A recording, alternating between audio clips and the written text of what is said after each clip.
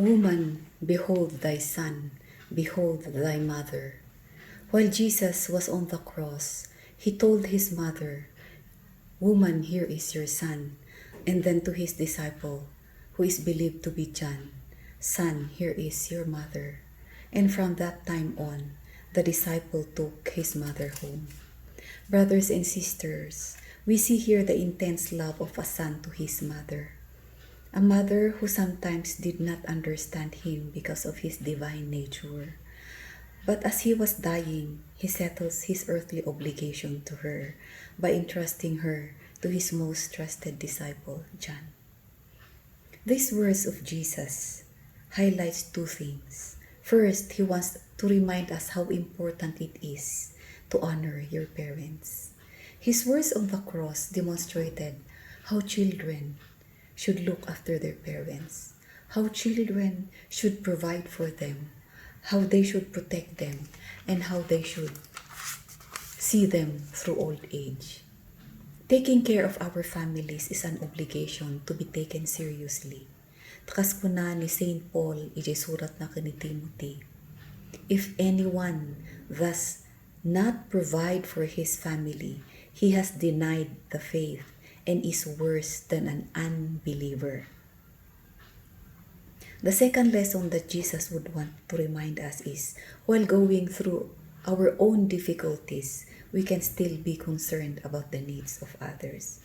Kaya't ni Jesus nga ipanda tayo ijay foot of the cross and be a John to other people.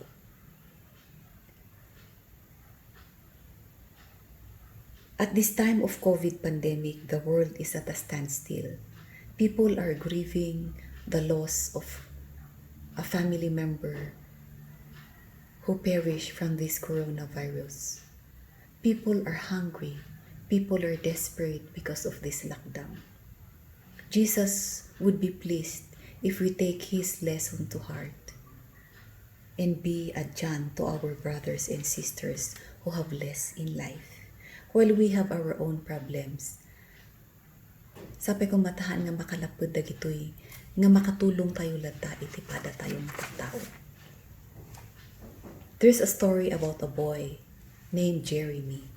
He's 12 years old.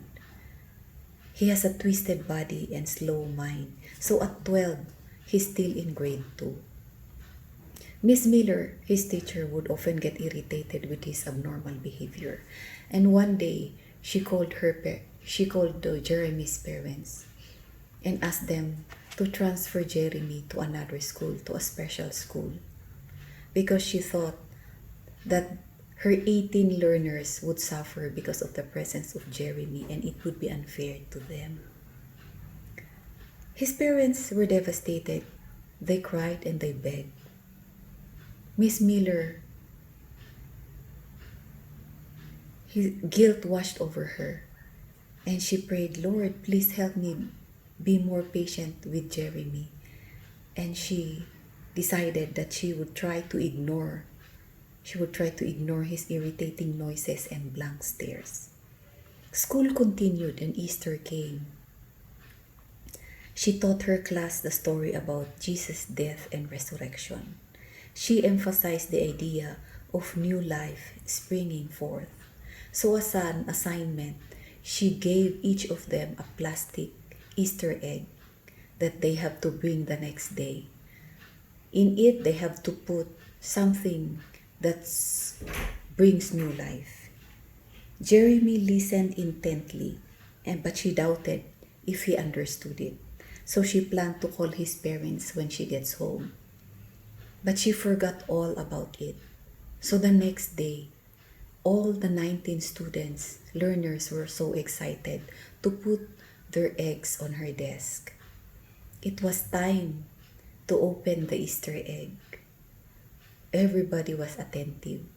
The first to open the egg was a girl. And when she opened it, there was a flower in it. And she explained that when plants speak from the ground, there's new life. Miss Miller was so happy. The next to open was a boy, and in his plastic egg was a plastic butterfly, and he explained that caterpillars change and they grow into beautiful butterflies. Miss Miller could not agree more. The next was Jeremy. Miss Miller opened it and it was empty. So she concluded that he really did not understand anything about the homework. So she put Jeremy's egg aside. But Jeremy raised his hand, saying, Miss Miller, are you not going to ask me about my Easter egg? Miss Miller replied, Jeremy, there's nothing in your egg that shows new life. But Jeremy replied, yes, teacher, but Jesus' tomb was empty too. Today, Good Friday, is the culmination of Jesus' suffering on the cross. His death is not in vain. He teaches us of our commitment to our family and to our neighbors. It reminds us to be more compassionate and more understanding to our neighbors, just like Jeremy's parents who continued and who did not give up on him despite his medical condition. Let us also be like a Jeremy who continued to bring joy to his parents by bringing joy to our neighbors too. Let us remember his empty Easter egg. Just like the empty tomb, it's empty because it brings new life to us.